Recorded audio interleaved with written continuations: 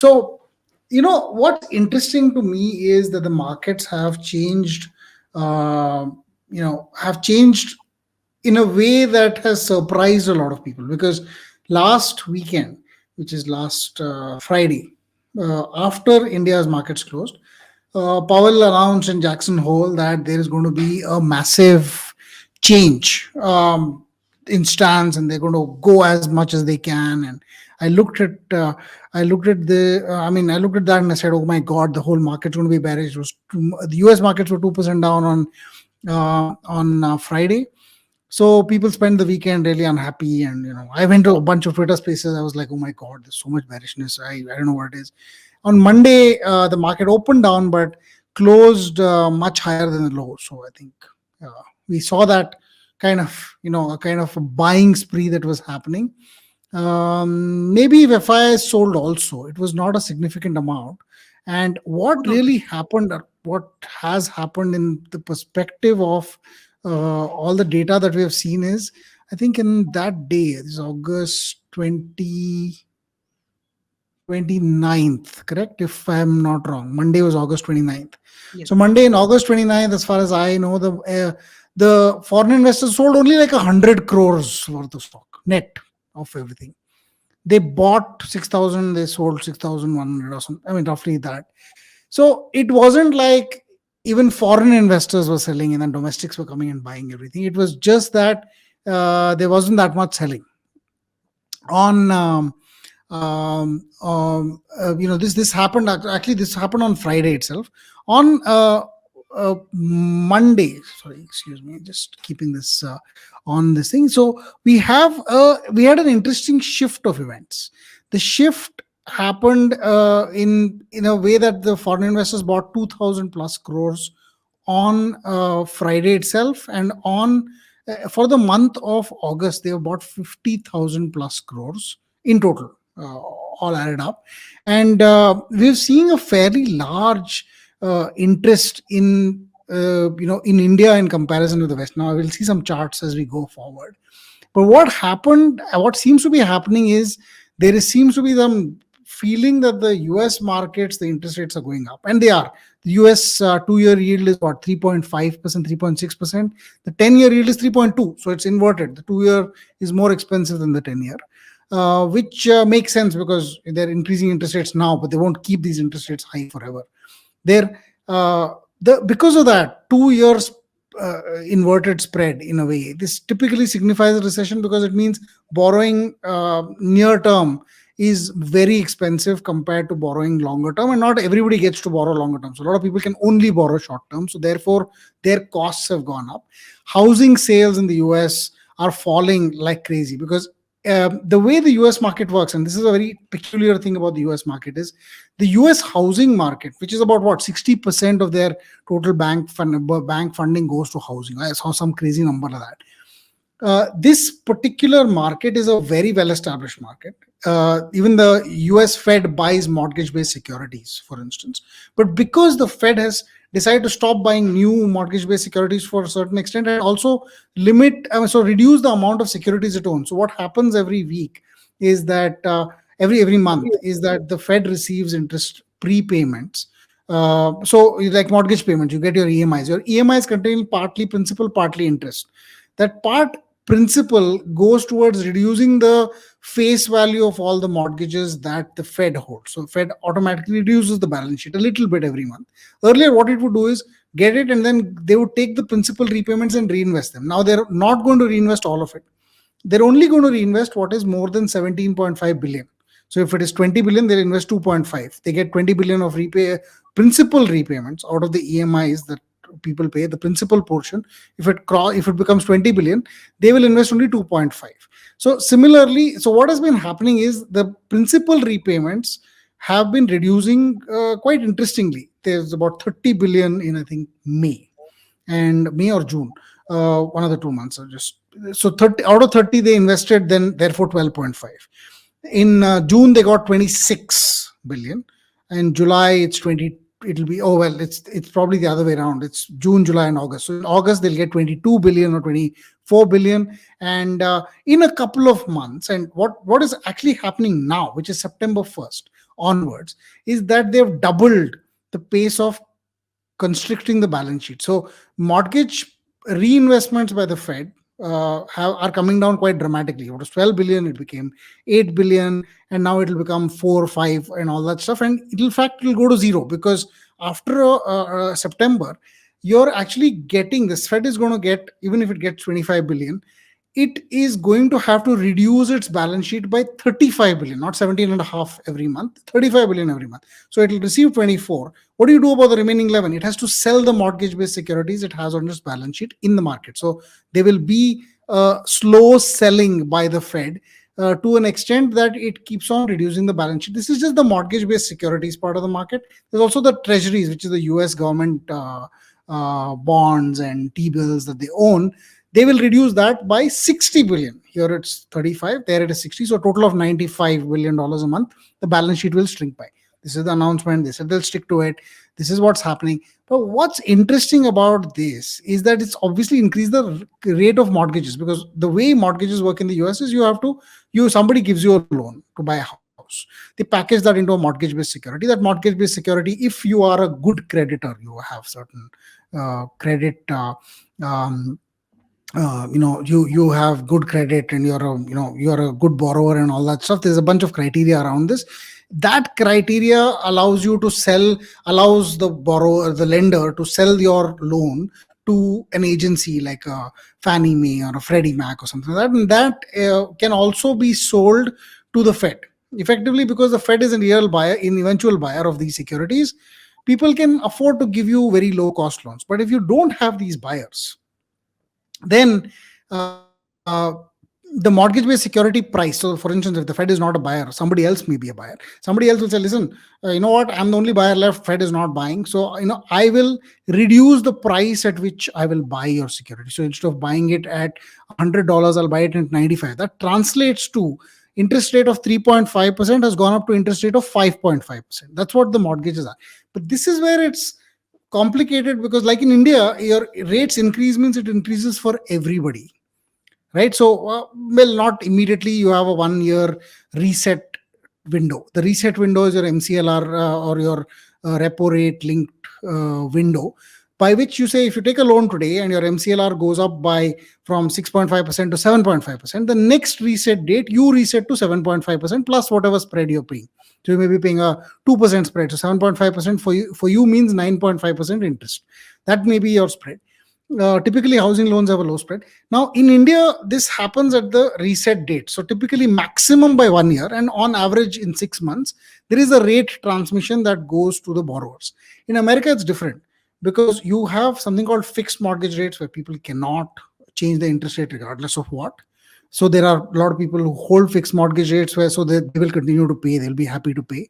There are people who do ARMs, adjustable rate mortgages, where there is a reset date, but that reset date can be first 3 years fixed. After that, every year it resets. These are called 3-1 ARMs.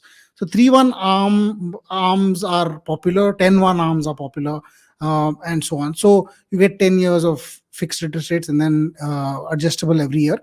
Now, a lot of the loans that have been taken are arms, and some of them are fixed also. They don't get impacted by increasing interest rates. So therefore, they are continuing to pay. They're continuing to be good credit. The problem is the new home sales and anyone else that's coming on a reset window. So those are the people that are struggling now, because they said, listen, I can't afford this house. Housing prices are starting to slowly go down. We're seeing this happening in the US market. There is no equivalent in the Indian market so far.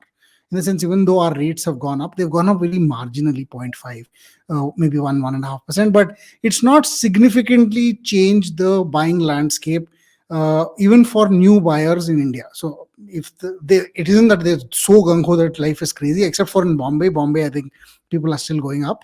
But we are seeing that the level of activity or lack of activity in the US is not the same as India. India is kind of like, where it was. So in that way, a lot of the economic consequences of higher interest rates are going to be borne initially largely by American borrowers.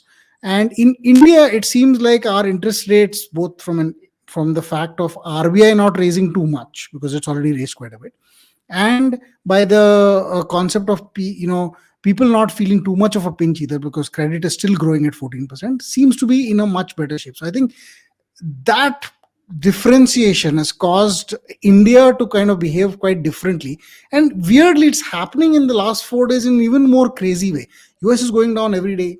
India seems to be going up every day. We've had only 4 trading days this week. For Wednesday was a Ganesha holiday. So it seems like this week has been kind of an anti-US move. In fact, the whole of last month seems to be a kind of anti-US move. It's like completely. Yeah, we have data to support that. I just want to share the sheet with you. Yeah. So, Deepak, as you said, we are actually that decoupling theory, which we heard in 2007, 8, and all, is back right now. In the so especially for US markets, let's take S&P 500 and our Nifty. From year to date, we have outperformed 17% on absolute basis. And even if you consider the rupee depreciation, we are on alpha, we have generated 10% alpha. And as you said, on recently, just like in the last 1 week, it has actually increased. So considering the rupee depreciation also, in the last 1 week, we have outperformed by 6%. Year to date is around more than 10 percentage. So you have covered almost all the important points. But just one last question: who will bite the bullet first? Are we going to fall, or are they going to rise? Over to you, Deepak. I don't know. I mean, answer of that is more a guesswork thing. But let's go back to the slide. I'll show you something over there. Um, so if you look at our outperformance, it's largely been around this particular time frame, which is the 2022 kind of time frame, which has happened over perhaps this year, the last 6 months, the last 1 month, and of course the last 1 week. I mean, the last 1 week has been incredible that way. But having said that, I think it's largely about how small India is in comparison with the, in the sense that if in the US a little more allocation comes to India, very tiny amounts, even 1 billion, 1.5 billion, that's 10,000 crores.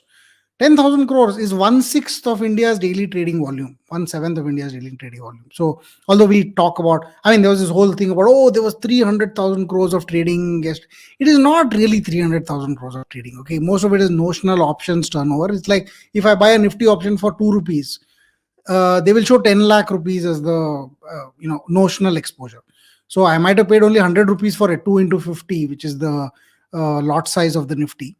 So I pay 100 rupees, but it will show up as a turnover of 10 lakh rupees. And then I'll sell it also for 2 rupees. So it's effective turnover statistic of using options data is not very useful. Typically, we're 60, 70, 80,000 crores in cash.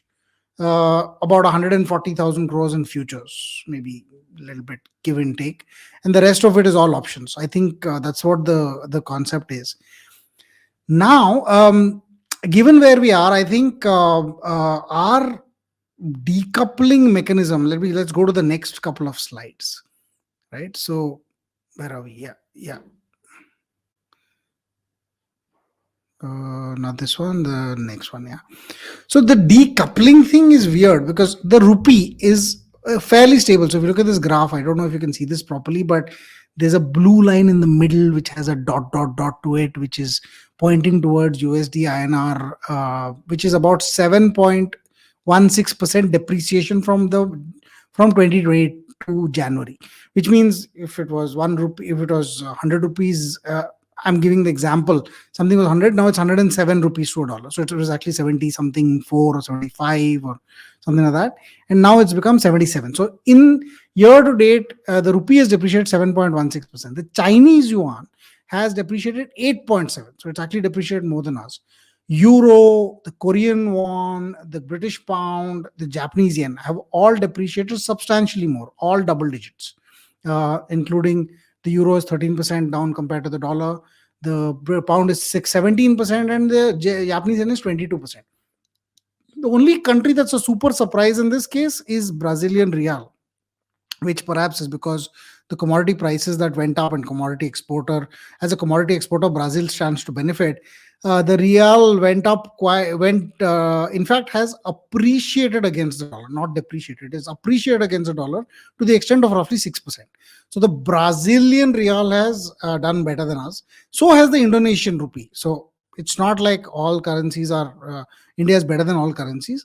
I think from a developing market perspective, we are still better than China, perhaps, and Korea, but not so much as so well as compared to Brazil and Indonesian rupee, mostly because they are commodity exporters.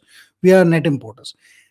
If we go to the next slide, we'll actually see how the Nifty has performed in comparison. Okay, the rupee is one thing, but we have way outperformed pretty much every index. So we're better than the FTSE, which is down 3% for the year. The Nikkei is down 4% for the year. The S&P 500 in the US is down 16%. Hang Seng in Hong Kong is down 16%. The Korean index is down 19%. And the Nasdaq 100 is down 24% for the year. In comparison, Nifty is up. Nifty is the only index in this screen that is up. So in that sense, have we decoupled? I don't know, but we seem to have relative recent term outperformance. We were not the best till now. It was the FTSE that was doing really well for most of this time in comparison with everybody else. But now in the last 1.5 weeks, we seem to have recovered and starting to do better than the others. So much of this could be attributed to relatively lower inflation in India compared to the West, the non-sliding of the rupee. So these are all FTSE and all are in their individual currency terms. If I convert it to dollar terms, you might see a very different number for all of them. FTSE only down 2.9, but in dollar terms is down 20 something percent, or maybe 17-18%, because the British pound has depreciated against the dollar. So I'm not going to use that. I'm just going to use local currency here. But local currency wise, Nifty is up 1% and the is doing fairly well.